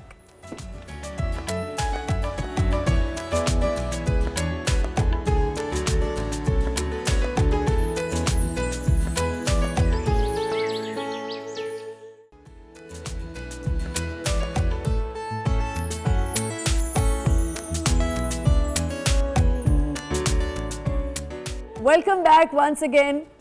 Okay doctors, हम वापस आ चुके हैं। सो अब हमारा ड्राइंग रूम जो है वो एकदम से एक्टिव हो जाता है जब हम ब्रेक पे जाते हैं। And I am having too much fun today, हमें बहुत मज़ा आ रहा है। ऑस्टियोपोरोसिस पे आ जाते हैं। मेनोपॉज एक बहुत ज़्यादा एक ब्रूटल फैक्ट है बिल्कुल। हर औरत की ज़िंदगी का। तो उसके बारे में बताएं ऑस्टियोपोरोसिस। बिल्कुल, जो हम अभी ऑफलाइन बात डिस्कस कर रहे थे, it happens in both males and females, जी। बट जो है फीमेल्स में बहुत कॉमन होता है, because once they have the oestrogen progesterone hormone disbalance start होता है, तो रैपिडली डिक्लाइन हम देखते हैं आफ्टर मेनोपॉज वुमेन की बोन हेल्थ में। और ऑस्टियोपोरोसिस इज बेसिकली, आपने मुझसे क्वेश्चन किया था, ये है कि आपकी जो कैल्शियम कंटेंट होता है बेसिकली वो डिक्रीज होना शुरू हो जाता है आपकी बोन्स में, तो they become very fragile for fractures, तो they are prone for fractures. So that's why females को हम जनरली एडवाइस करते हैं कि they go for hormone replacement therapies, there is a lot of other treatment modalities available. अगर ये है कि ऑस्टियोपोरोसिस से पहले एक स्टेज होती है ऑस्टियोपीनिया की, अगर उसमें होते हैं तो ये है कि calcium supplements, vitamin D supplements will also help, लेकिन तो हम उसको फिर इस तरह लेके डॉक्टर साहब, जब मैंने नोट किया है किसी को भी कमर की दर्द हो रही है, नीज़ में दर्द है, कुछ भी है, ऐसी ऑर्थोपेडिक प्रॉब्लम्स होती हैं, वॉक के लिए बहुत कहा जाता है, बट एट टाइम्स आप वॉक कर रहे होते हो लेकिन आप बहुत ज़्यादा दर्द और बढ़ जाता है। अग्री तो यही है, doctors orthopaedic surgeon specifically walk पे इतना जोर नहीं देते, वी डू ऑन एक्सरसाइजेस, और उसमें भी जैसे अगेन हम ट्रेडमिल सख्ती से मना करते हैं, treadmills they destroy your knees, आप ट्रेडमिल कभी मत किया कीजिए अगर आपने करनी है exercises. Best thing is an elliptical और cycling, elliptical and cycling are the two best exercises for your back and your knees. The other thing is swimming. Swimming back के लिए इतनी अच्छी है कि अगर आप स्विमिंग कर सकते हैं तो फिर आपको कभी बैक की कोई प्रॉब्लम नहीं होगी। If you know swimming, that is the best thing that you can start. मैंने इतना हैरानगी से कहा अब मैं स्विमिंग, आई एम टर्निंग 42, अब मैं स्विमिंग अब सीखूं, व्हाई नॉट? बहुत मुश्किल है, नहीं भाई बड़ा मुश्किल है इस उम्र में कुछ भी सीखना। अच्छा, हम पेशेंट्स को ये कहते हैं कि बहुत सारे ज़ाहिर पेशेंट्स जब आते हैं तो उनको प्रॉब्लम होती है, तो जो जिन्होंने नहीं स्विमिंग आती है उनको भी कहते हैं कि just go start sitting in the pool. अच्छा, तो उसमें होता है कि जीरो ग्रेविटी में आप आ जाते हैं, तो दैट ऑल्सो हेल्प्स, और फिर आहिस्ता आहिस्ता आप उसमें पूल में वॉक कर सकते हैं, तो that also helps your back and your back muscles. उसके बाद हमारा जो main, like if you say 40% is orthopedics and 60% of our treatment is physiotherapy and physiotherapy. It is very important for our patients. Patients don't understand. Patient आते हैं, हमने करवाई थी, फ़र्क नहीं पड़ा, कितने सेशंस किए थे, एक दफ़ा गया था, ऐसे नहीं होता। फिजियोथेरेपी मैं पेशेंट्स को ही समझाता हूँ कि जस्ट लाइक आपने गाड़ी ली हुई है, आपने 10 साल से खड़ी की हुई है, अब आप उसको चलाने की कोशिश कर रहे हैं तो उसको चलते चलते टाइम लगेगा, तो दैट्स हाउ फिजियोथेरेपी वर्क्स। आपको उसको टाइम देना चाहिए, 4 to 6 वीक्स रेगुलर थेरेपी करवाएंगे, it will start working for you and आपको उसके every day for 4 to 5 weeks. Not every day, 3 to 4 sessions in a week and at least 4 to 6 weeks, फिर आप definitely you'll see results. And one more question, क्योंकि आप लोगों से बहुत सवाल हो गए, अब डॉक्टर साहब से पूछते हैं। और सर एक चीज़ और है कि यूजुअली व्हेन हमारी कोई भी ऐसी प्रॉब्लम होती है बोन्स में या कुछ, एक कहते हैं एक ज़मीन पे सो जाओ, बहुत सख्त मैट्रेस होना चाहिए, या आपका पिलो बहुत सख्त हो, इसको भी थोड़ा क्लियर कर। ऐसा ये भी अगेन इट्स अ मिथ, ऐसा नहीं होना चाहिए। एक कंफर्ट लेवल होना चाहिए। पहले था कि जी हार्ड सर्फेसिस पे सोने से आराम आता है, जी तख्त पे सो जाए ये वो, but that hurts as well. अगर आप देखें तो आपकी लेटने के बाद आपकी देख अल्लाह ने कुदरती तौर पे कर्व्स बनाए हैं, एक आपका लंबा कर्व है, एक सर्वाइकल कर्व है, तो आपको उसको सपोर्ट मिलनी चाहिए। इसीलिए ऑर्थो मैट्रेसेस और ये ऑर्थो केयर जो आपके पिलोज आ गए हैं वो इसीलिए डिज़ाइन किए गए हैं कि वो इन चीज़ों में हेल्प करते हैं। और मैं अपने पेशेंट्स को बताता हूँ कि आपके पास कुछ भी नहीं है तो व्हेनेवर यू लाइंग डाउन, आपका गर्दन ऐसे नहीं मुड़नी चाहिए, इट शुड बी स्ट्रेट। आप इसका ख्याल रखें। And once you lying on your side, या आप करवट लेके लेटेंगे तो आपने ख्याल रखना है कि आपकी गर्दन यूँ झुके नहीं, आपका इतना सपोर्ट होना चाहिए पिलो का कि आपका इवन व्हेन यू ट्रैवलिंग तो आपके पास वो जो पिलोज होते हैं वो आप ज़रूर लें, ट्रैवलिंग वाले बड़ा इंपॉर्टेंट है। अच्छा, मुझे एक आपसे बात पूछनी कि हम लोग कहीं भी सुनते हैं ना, ये भी तो बड़ा स्प्री भी करे होते हैं ना, अच्छा उसने अगर हेयर के लिए कुछ मल्टीविटामिन्स खाए मैं भी खा लूँ, कितना मेरे ख्याल से कि एक ही मेडिसिन लेनी चाहिए मल्टीविटामिन्स में, या आप डिफरेंट लें, उसका एक पूरा एक कॉम्बो बनाएं? नहीं, देखिए जो जेनेरिक मल्टीविटामिन्स होती हैं तो वो मिनिमम उसकी जो सेफ डोजेज होती है वो होती है उसके अंदर, so they do not replenish the missing factor at times. तो क्या होता है कि बहुत से पेशेंट्स आके मुझे कहेंगे मैं इतने अरसे से मल्टीविटामिन ले रहा हूँ, ये कैसे कम आ गया? But that's because that has the minimum safe requirement. जैसे डॉक्टर साहब ने पहले भी बताया कि there are water soluble and stored vitamins that are stored in our body, तो उनकी टॉक्सिक लेवल्स भी हमारे लिए डैमेजिंग होते हैं। तो मल्टीविटामिन मैन्युफैक्चरर कोशिश करते हैं कि इतनी हो कि कभी टॉक्सिक हो ना पाए जी। तो अगर किसी की डिफिशिएंट है तो उसको तो हायर डोज चाहिए होती है। So yes, in that case consult with your doctor and replenish the missing vitamin in your body. तो उसमें आपको फिर कॉकटेल कई दफ़ा ज़रूरत पड़ती है कि आप मल्टीविटामिन भी ले रहे होते हैं और उसमें जितना मिसिंग होता है हम फिर उसके के साथ और सप्लीमेंट देंगे। घरेलू टोटकों को आप कितना ज़्यादा तरजीह दें। अब हमें करना मतलब देनी पड़ेगी, अब हमारे आप बड़े इंटर्निस्ट हैं। हैं, आप इंटर्निस्ट हैं, अगर कोई आपसे कहे जी मुझे घरेलू टोटके बता मैं कहती हूँ बिल्कुल करें, क्योंकि अगर वालदा ने बताया तो वालदा की बात सुनने में ही शिफा है। हाँ वेरी नाइस। नहीं, और वी डू घरेलू टोटके, they do help. Home remedies is becoming a part of medicine as well now. बहुत सारी हैं, अंटिल अनलेस आप कोई ऐसा कोई बहुत एक्सट्रीम कदम ना ले लो, होम जैसे रेमेडीज ऑब्वियसली हर्बल मेडिसिन है, या आप हकीम के पास जा रहे हैं, मेडिसिन ठीक है, में भी तो ये होम्योपैथिक। सच इंग्रेडिएंट्स आ जाते हैं ना। अगर वाइटामिन्स हैं तो हमारी डाइट में भी वाइटामिन्स आ सकते जी। हैं। We are having good diet, जैसे इन्होंने स्मूदी बनाई है, इस तरह की चीज़ें अगर जो है रोज़ ली जाएं तो I think then we don't चलिए नीड फिर ये भी बता दें कि मल्टीविटामिन। जंक फूड कितना बच्चों को देना चाहिए। देखिए, अगर जंक फूड की बात हो रही है ना, सो अगर फॉर एग्जांपल अगर हम जंक फूड जो है वो पिज़्ज़ा को कहते हैं, या हम जंक फूड बर्गर को कहते हैं, या चॉकलेट को कहते हैं, सो एक बच्चा है, उसको अगर बर्गर पसंद है, उसको शक्ल पसंद है, तो व्हाई नॉट हैव अ बन। बन is a bread, bread is a बिल्कुल ठीक, कार्बोहाइड्रेट। बिल्कुल ठीक। यू कैन हैव अ पेटी, घर में बिल्कुल आप सही। कबाब है, चाहे वो शामी कबाब है, चपली कोई कबाब beef है, की, नॉर्मल हाँ, कोई बीफ का चीज़ बना दिया, फिर साथ में आपने अनियन, टोमेटो और थोड़ा सा केचप लगा के अगर आपने घर में बच्चे is को healthy। बर्गर लुक दे दी, वो खुश हो गया कि मुझे मिल गया, तो that is not junk food. लेकिन हाँ, वही चीज़, अच्छा देखिए, जंक फूड का मकसद जो है ना वो ये है कि when there is not a balance which is required. तो बॉडी में आपको एक प्लेट कॉन्सेप्ट का वर्ड यूज़ किया जाता है हमारे पीडियाट्रिक्स में, जिसमें आपके मेजर 4 कंपोनेंट्स हैं, जिसमें आपके कार्बोहाइड्रेट्स हैं, प्रोटीन्स हैं, फैट्स हैं और मिनरल्स एंड विटामिन्स हैं। तो उसमें आपका जब आप कार्ब्स की बात करते हैं तो it can come in the form of bread, rice, pasta, roti, you know. इसी तरीके से प्रोटीन की बात होती है तो आपकी दालें आ जाती हैं, फिश आ जाता है, एग आ जाता है। इसी तरीके से minerals and vitamins fruit and vegetables के फॉर्म में आ जाती हैं। फैट आपका चीज़ है, बटर है, घी है, ऑयल है। So there has to always be a balance. Junk food वो है जिसमें बैलेंस डिस्टर्ब हो जाए। ठीक है। डॉक्टर साहब, ब्लड डोनर्स को कौन कौन से टेस्ट कराने चाहिए बिफोर गिविंग द ब्लड? और एक और चीज़ इसी में ऐड करी हूँ कि अगर मैं ब्लड देने गई हूँ तो वो भगा देते हैं कि आप में तो खुद ब्लड नहीं है, आप कैसे ब्लड देंगी? और बहुत से ऐसे मैंने स्लिम लोग देखे हैं जो ब्लड दे रहे होते हैं। जी जी बिल्कुल। अब मैं उसमें आपको बताती चलूँ कि ब्लड वॉलंटरली ब्लड, हाँ, वॉलंटरी ब्लड डोनेशन की बात करूँ या अदरवाइज भी वॉलंटरी तो हमारे पास बहुत ही कम है। अगेन लाइक अवेयरनेस नहीं है हम लोगों में। हम बहुत आराम से जो है 1 साल में 4 दफ़ा ब्लड दे सकते हैं if we are healthy enough. जैसे आप कह रही हैं भगा देते हैं, बिकॉज जाहिर है आपका वेट उस हिसाब से नहीं होगा, आपकी हीमोग्लोबिन उस हिसाब से नहीं होगी। तो ये सारी चीज़ें जो है ना ज़रूर देखी जाती हैं डोनर में कि इज़ ही हेल्दी इनफ, ही और शी इज़ हेल्दी इनफ कि वो ब्लड डोनेट करे। वो सर्टेन क्राइटेरियाज हमने, एज का ब्रैकेट होता है, क्या होनी चाहिए, वेट, आपकी फिजिकल हेल्थ कैसी है, जैसे मैंने आपको बताया पास्ट हिस्ट्री कैसी है। कुछ ऐसा तो नहीं है जिसमें हमें शक होता है कि ये कैसे कोई भी ऐसी एक्टिविटीज़ में रहे हैं कि इनको हेपेटाइटिस बी, सी, HIV हो सकता है, वो ये सारा हो गया। अब जो टेस्ट की आप बात कर रही हैं वो ये सारे ही टेस्ट होते हैं। पहले करवाने की कोई ज़रूरत नहीं होती है, क्योंकि जब आप ब्लड दे रहे होते हो तो आपकी ये 5-6 चीज़ें तो ब्लड ग्रुप हो गया आपका, हीमोग्लोबिन आपकी हो गई उसमें, साथ में आपके ये 5 जो स्क्रीनिंग टेस्ट हो रहे हैं, हेपेटाइटिस बी, सी, HIV, मलेरिया और सिफिलिस, ये सारे आपके हो जाते हैं। तो इस पहले कराने की कोई ज़रूरत नहीं है।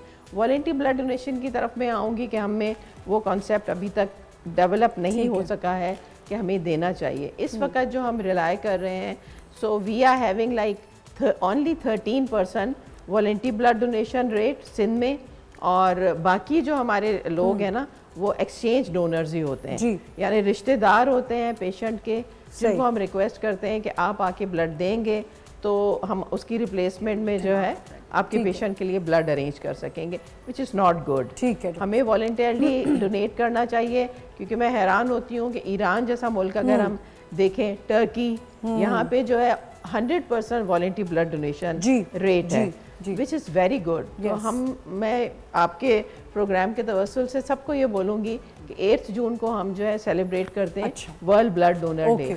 तो आप लोग प्लीज़ आगे आएँ और उन पेशेंट्स का सोचते हुए या उन थैलीसीमिया के बच्चों का सोचते हुए 8 जून को हो रहा है। ठीक है डॉक्टर साहब, अब आपका गवर्नमेंट से ताल्लुक है तो एक चीज़ मैं ज़रूर आपसे कहना चाहूँगी, आप हेल्थ मिनिस्टर इनसे तो मिलती होंगी, ये गवर्नमेंट हॉस्पिटल्स तो साफ करवाएं। मेरी बात सुने आमना, मैं आपकी बात को बिल्कुल आपके साथ एग्री करूँगी, but look at the ratio of the patients. Yes doctor साहब, बट स्टिल ठीक है, नहीं नहीं, देखें आप कहाँ, मैं इसमें ये सबको एग्जांपल देती हूँ। हम अपने घर की बात करें, मेरे घर में इस वक्त मैं और मेरी 2 बच्चियाँ हैं, घर साफ नज़र आएगा। कल को जो है मेरा ससुराल मैका आ गया ना, वॉशरूम की वो सफाई ठीक है, वो सिटीजन्स पे फिर करता है हाँ, डिपेंड। तो जो थाउजेंड्स की तादाद में पेशेंट आ रहे हैं, उससे कंपेयर अगर हम करें तो साउथ सिटी में इतने पर डॉक्टर साहब patient एक चीज जाते तो हैं। रोक सकते हैं ना हम लोग के, जो ये SIUT के बाहर और इनके बाहर जो हाँ, लोग आके नहीं, बसों में definitely, आते हैं उनको ही थोड़ा चेक कर लें कि भाई I एक agree पेशेंट आ रहा है with उसके you। साथ 20 लोग क्यों आ रहे जी हैं? जी बिल्कुल। अगर हम सख्ती करेंगे तो नहीं आएंगे, ये भी तो नहीं हाँ, होता ना यही डॉक्टर चीज़ है ना, लेकिन होना चाहिए, इसमें मैं एक चीज़ और अकाउंटेबिलिटी ज़रूर होनी जी, कहूँगा, चाहिए। एक बहुत इंपॉर्टेंट चीज़ है, एक सिविक रिस्पॉन्सिबिलिटी भी होती है जो जी। हमारे लोगों में बिल्कुल नहीं नहीं है, नहीं आप है। गरीब लोगों को तो छोड़ दें, पढ़े लिखों में पढ़े भी लिखों नहीं है। में, कल ही हाँ। बल्कि एक इंसिडेंट हुआ 4 FSL पे आई वाज गोइंग, तो एक स्कूल कॉलेज वैन जा रही थी, पढ़े लिखे बच्चे कॉलेज वैन के, उन्होंने ड्रिंक पी और 4 FSL पे बाहर कप फेंक दिया। जी। अब जब आप पढ़े लिखे बच्चे आपकी ये हरकतें करेंगे। करेंगे तो हाउ कैन यू बिल्कुल। एक्सपेक्ट कि गांव से उठ के आने वाले लोग तमीज से आपकी चीज़ें यूज़ करें। बिल्कुल सही करें। Thank you so much. I think I had a blast today, बहुत मज़ा आया, also enjoyed, हमने thank इतनी you। अच्छी Likewise, कॉन्वर्सेशन की और आप चारों का बहुत बहुत शुक्रिया। ये जो इन्होंने एक चीज़ बताई कि उस बच्चे ने ये किया, कल मैं नादरा निसार शहीद पे गई थी कोई एक फॉर्म लेने, कुछ फैमिली सर्टिफिकेट, और मैं बाहर बैठी थी, यकीन जाने वहाँ भी लोग, पढ़े लिखे लोग बाहर वाली सीट्स पे इतना गन मचा रहे थे। तो ये सिर्फ गवर्नमेंट की ड्यूटी नहीं है कि वो साफ करे, हमें एज सिटीजन्स भी थोड़ा ख्याल करना चाहिए कि हम हर जगह पान की थूक फेंक रहे हैं और ये सब करें, हमें भी तो क्लीनलीनेस का ख्याल करना चाहिए। Thank you so much for joining me. कल इंशाल्लाह एक नए शो के साथ आएंगे। खुदा हाफिज़।